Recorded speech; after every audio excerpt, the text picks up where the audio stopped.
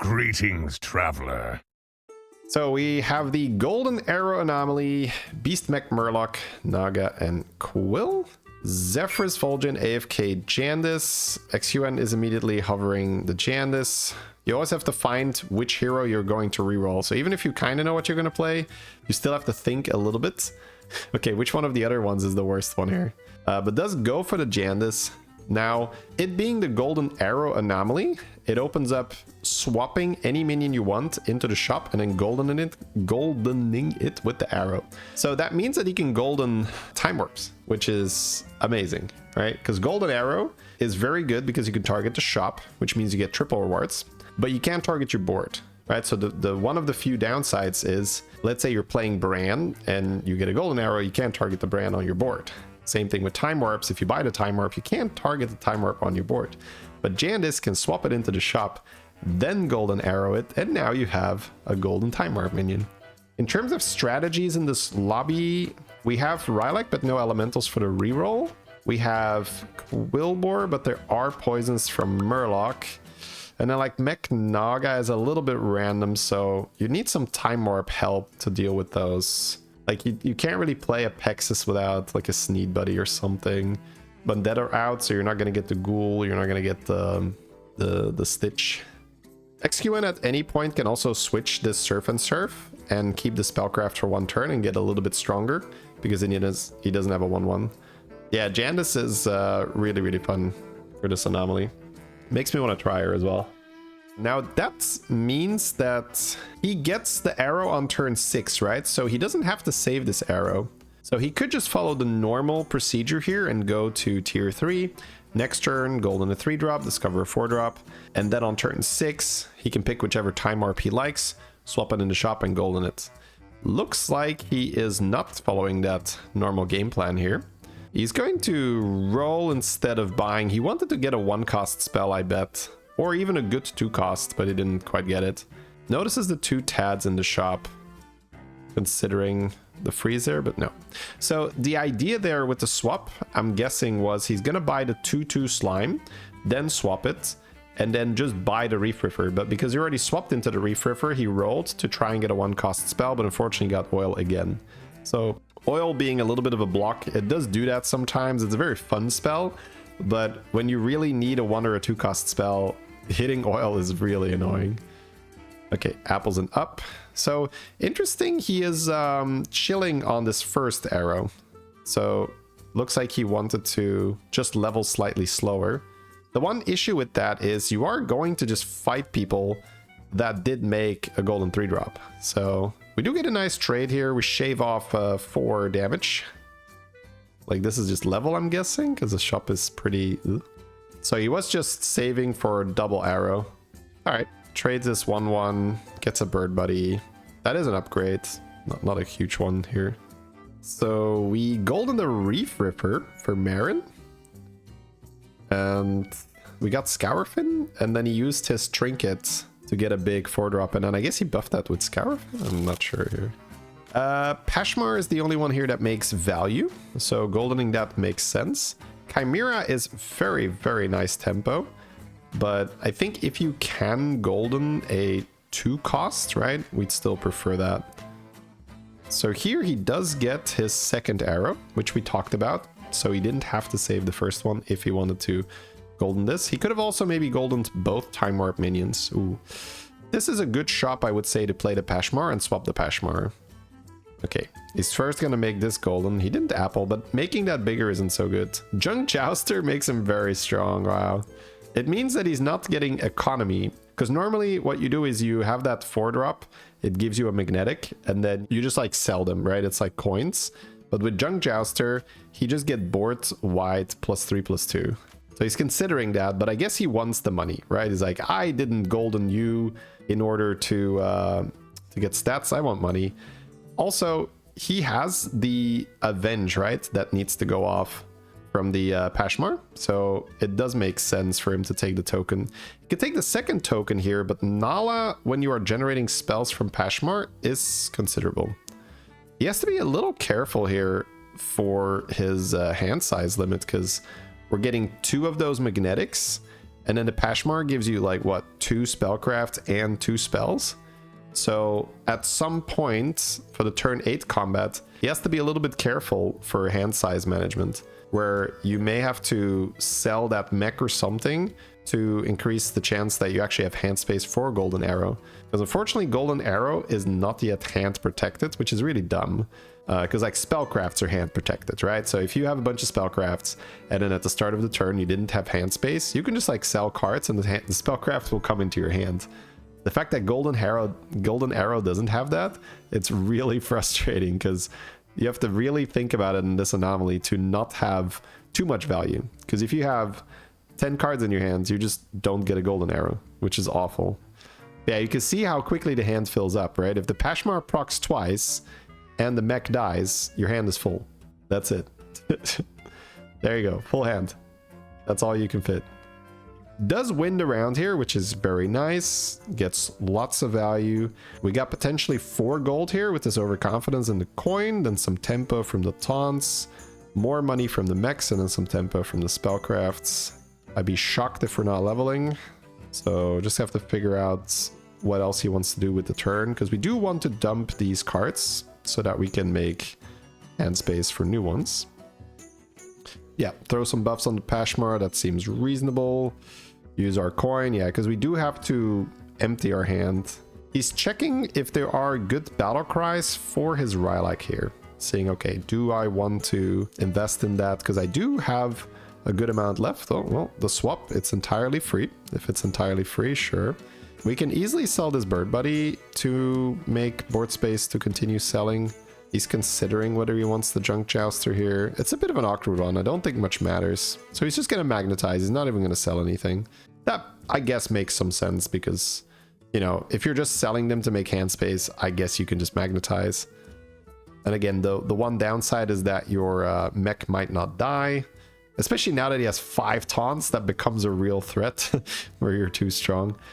Now, a lot of his strength is in these beetles, so they have to die first. And that's a 39 damage Nuzao. Ooh.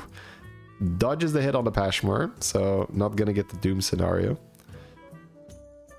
Yeah, I guess we still have Bird Buddy for some buffs here. It's not too bad. But the opponent is very, very strong. Golden Grease Spots. We have that tier 5 Naga with the keyword buffing. And there's a lot of keywords on the board. We see Stealth, we see Wind Fury, we see Divine Shield. Gonna be our 10 damage. Not the most insane spells here, especially for being on tier 5, but so be it. Alright, so this is a turn where we probably have to sell the mech. Otherwise we're gonna miss our arrow, which is annoying. Just have to sell it, but I think heading the Golden Arrow is more important. It's just the Pashmar, right? You need to make sure the Pashmar only procs twice here. If it procs 3 times, it's so awkward.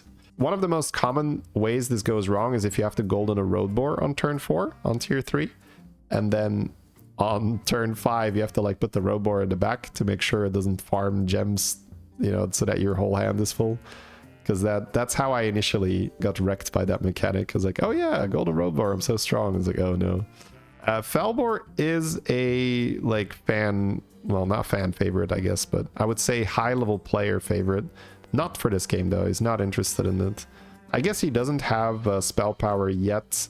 No easy way to buff the shop. Doesn't look great. Okay, the mech does get sold, right? XQN knows what's up, of course. 22 seconds for a lot of gold. Are we leveling? No, he's just pumping. He's just going in.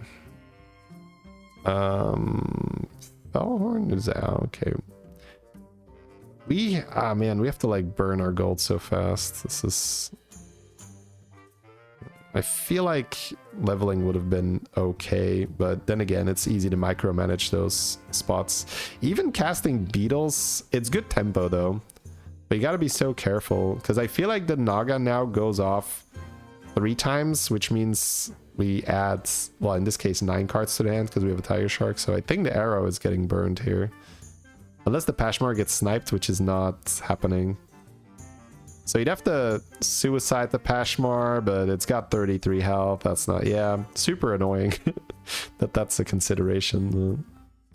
Well, maybe if the opponent can't kill too much. No, that's, wait, is he good now? 1, 2, 3, 4, 5, 6, 7, 8, 9. Yeah, okay, he's good. He's got 1 more. Jungle King when we have a bunch of spells in hand. The rest is like fine, but oh no, wait. Jungle King is gonna be his 10th card, so he still doesn't get his arrow. Disgusting, man. Actually disgusting. See, it's so stupid, right? The spellcraft jumps in his hand, but the golden arrow doesn't. Clearly they have the technology, right? It just hasn't been applied yet to golden arrow. Now, some people make the argument, well, it's a skill component. Yeah, but it's a freaking annoying skill component, right? There are plenty of skill checks in this game. You don't need to add like a lot of frustrating things on top of that, because you can add a lot of extra skill checks to this game by making the game really, really frustrating and annoying to play. And it's like, oh, well, you should have thought about that. Oh, wait, golden touch. Oh, it's like pay 5 gold because golden arrow is not in your hand. Okay. Well, actually has to pay way more than 5 gold, because if he wants the golden touch, he also needs to buy out the shop. On 8 gold, he can't just do that, but he's looking at Fellbore, which is very smart. He's going to use Fellbore to eat stuff from the shop. Oh, this is actually so smart. He's using Fellbore to trim down the shop here. That is so smart. Okay, so now he has enough money. Wow. The Fellbore is like, I'm being bought, I'm purchased, I'm on the board. He's like, oh, I'm out? What? Okay. That is wonderful. Okay, so he got his golden jungle king after all. So still a great mechanic with Jandice. We probably just bank that beetle spell for next fight, right? Yeah. Let's pop our spells. Another very interesting thing with the Jungle King is that Jungle King is kind of like a Mama Bear. Now, it's way, way, way better than Mama Bear, don't get me wrong, but something you used to do with Jandice was you have a beast on your board, you swap the beast in the shop, you buy it back, you play it, and it gets buffed. And you would get like +10/+10 or something. And how hard that is to believe that used to actually be a play. Years ago, when the game was not as power crept as it is right now, if you had a Cave Hydra, which was a 2/4 cleave, and you had a golden Mama Bear, it was actually a good investment of your gold to swap that Cave Hydra in the shop, play it again, and getting +10/10 on your Cave Hydra. Now, obviously, in modern Battlegrounds, where you see tokens spawning at 100, that is laughable, right? That is a laughable investment of your gold. So, of course, you wouldn't want to pay 2 gold to +10/+10 your cleave right now. But Jungle King is not going to be +10/+10, right? It's going to be much higher because we goldened it. We're going to be pumping lots of spells. So, once this Jungle King is like 200, 300, 400 plus stats, you could hero power Nuzao, buy it, and like +400 damage on your Nuzao. Right? So that's really cool, actually. So we're just buying cheap spells here to pump up this Jungle King.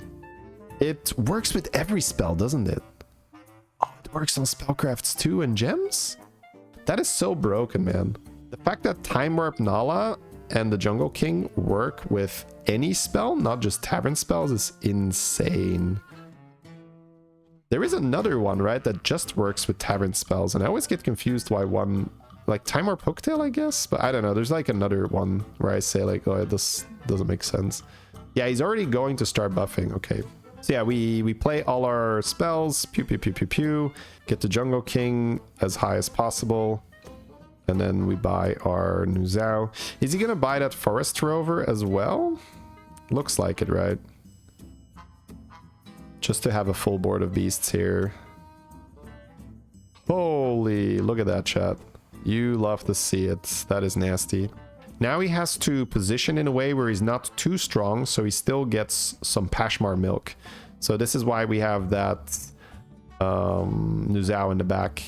Now, the opponent has 2 Wind Fury Nuzaos, so the chance that either Jungle King or Pashmar gets sniped is relatively high. Now, because it didn't, he's already winning the fight. The question is just, does he get some value? Yes or no? Doesn't look like it's too much. But 1 proc is honestly fine, right? That's 4 spells. It's getting tricky to get more than 1 trigger from this Pashmar. We have a Bran, and there's a Battlecry spell in the shop. Oh, freeze Bran because Golden Arrow is coming. Okay. Nice. Wow. See, I have definitely done those plays, but I don't know here if I would just be too excited to buy the brand. So I'm guessing we're going to level because we have to spend 12 gold somehow. He wants to swap. I guess we are swapping, right? Swap his new Zhao? No, he's not going to swap. Okay. We just sell to level? Or is he... Wait. What? Why did we buy those first? I guess because he definitely wanted to be... Yeah. So he's just going to swap his brand next turn, I'm guessing. That's a bit annoying. Are we leveling then? Or are we just banking the spell too? Can Zhao snipe stealth units? Absolutely. He needs to not have his hand full for arrow. Yes. That is less of a problem right now, but he can't hold a bunch of cards. You're totally true. You're totally right. But he might not be able to keep this Primal Fin. Or he can just sell Pashmar, honestly. He could just sell Pashmar. He can deploy the new Zhao already, so it's not in his hand. Okay, he's just gonna get rid of that. Help some spells. And then just play new Zhao. Yeah. Smart. Oh, he's gonna roll. Okay. So he was holding it for level, but not right now. So I guess next turn we're going to see Pashmar getting sold. Swap the brand in the shop, make it golden. Sell one of these beetles, I guess, to make board space to play a Murloc as well. But we'll see. Kerrigan saying hi. Hello there, sir. What a nice board you have. Man, this is such a... Oh, man, such a wonderful Jungle King game. You don't really see Golden Jungle King very often. And you just see how good it is here. Hey, science dudes. Hey, Pale Guy, hi. Thank you so much for the raid. That Murloc is a lot of spells. Yep. Swap the brand. Golden the brand. Dude, getting the Surf is so much tempo as well. Yeah, Pashmar out or Beetle out? I feel like Pashmar and one Beetle out. First two. Oh my god, that's so much money. Holy, he just has to go. He just has to go. Because he has Mycologist on 6 that he can pull too. Holy. Just take the spells. He's going for... Oh, I guess he's on 3 gold. Yeah, he could technically spend all his money. But he just has to go. Because we got a Panda in here too. So those are spells and that's his Murloc. So pop, pop, pop, pop, pop, pop, pop. Mycologist is what gives him like the crazy value, but another gourmet coins. Yeah, silly. Yep. More spells from that shiny ring man. Yeah, you can buy those things as long as you have enough money. I would say if you are not fully infinite, then buying stuff like the shiny ring guy and party guest, although party guest came from the discovery, it's not as good. Like, it's better to still just go for economy. But if you have as much money as XUN has right now, it's obviously wonderful. Spite scale is 3 spells for the Jungle King. Oh my money, bro! 2 primals friends from the conch. I believe we have an emote for that, chat. Could you remind me here? What do we usually say for that? Holy crap. Okay, so I don't know what the Jungle King is at right now, but next turn we can swap into the new Zhao. So we're gonna see what the buff is at. I guess we can see when the beetle spawns here. Yeah, when they kill the beetle. Okay, the opponent is big, so did we lose this one? Feels like it, right? Golden Apexis. 600, so he can gain 600 damage on his new Zhao if he swaps. And that's at the start of the turn. He's going to play a lot of spells before he swaps.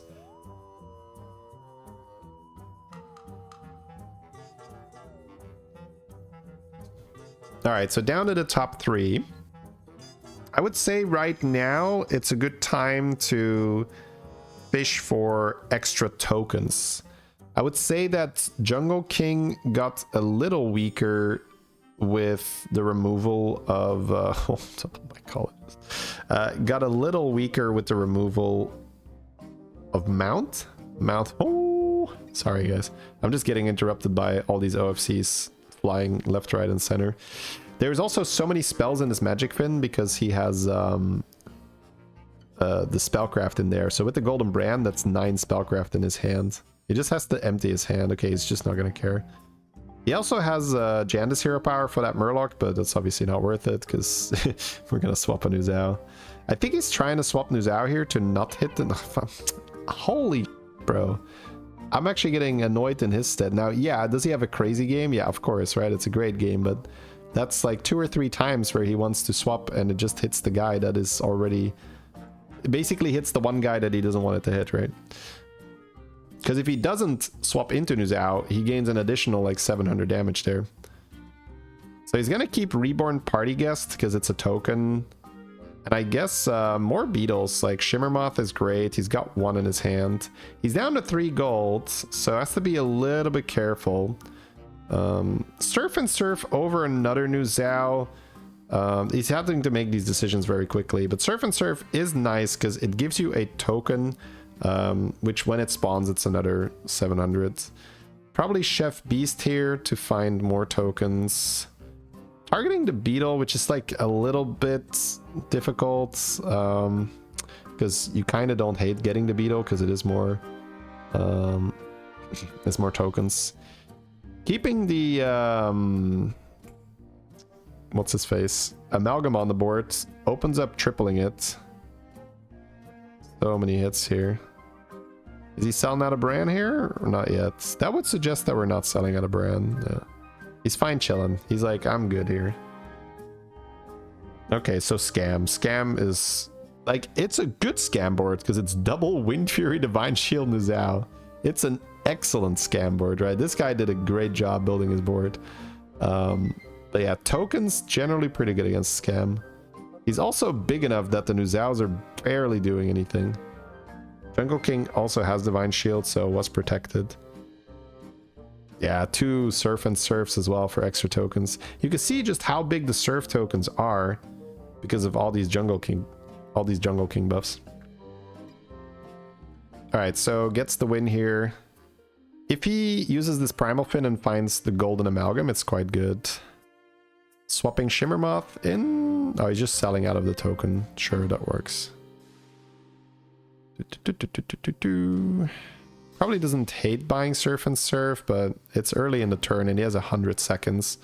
So probably better to keep rolling for more money. Trying to get those excellent token minions. Yeah, gets a Surf for free. Yeah, honestly, more Shimmermoths, not bad. Or no, he has 1 in his hand, but he could golden it here. Oh my. He can't play Fellhorn until he triples his... Divine Shield guy, but he can also swap the Divine Shield guy in the shop to dodge the damage, which is kind of cute, right? Because Fellhorn will deal damage to all your beasts, so it will remove the Divine Shield. So it's a little weird. So he can find a triple or just swap it, or just not play the Fellhorn. That's absolutely an option.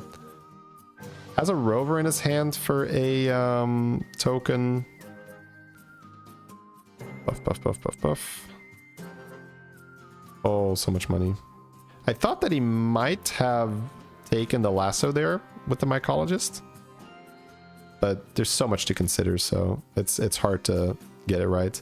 He also has put a token on his brand, so that tells me that he is not necessarily selling that brand for the last fight. Because you could technically win but not kill him, or you could tie and then having a brand is still very good. The obvious downside is that you're weaker if you have Bran instead of another token. So much money. Oh man, my dude is ready. Yeah, so we are gonna swap something, I would guess. Shimmermoth, yep. 2 base skills, sell, and then deploy Shimmermoth. Plus 1,000 damage, man. Every summon is 1,000.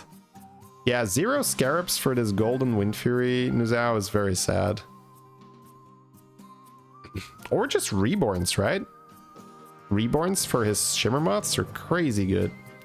Yeah, I guess that's really the main card that would have improved his board. It's finding Scarab. Yeah, the opponent's on 17, so keeping that Bran with the crab on it. increasing the chance that he can find the scarabs next turn if it's a tie or not lethal. But it's looking pretty lethal right now. 17 damage. Wait, not necessarily. He can kill Nuzao, right? But he doesn't. That's enough. All right. That was a very cool game. I love it when we see these very specific Anomaly hero combinations.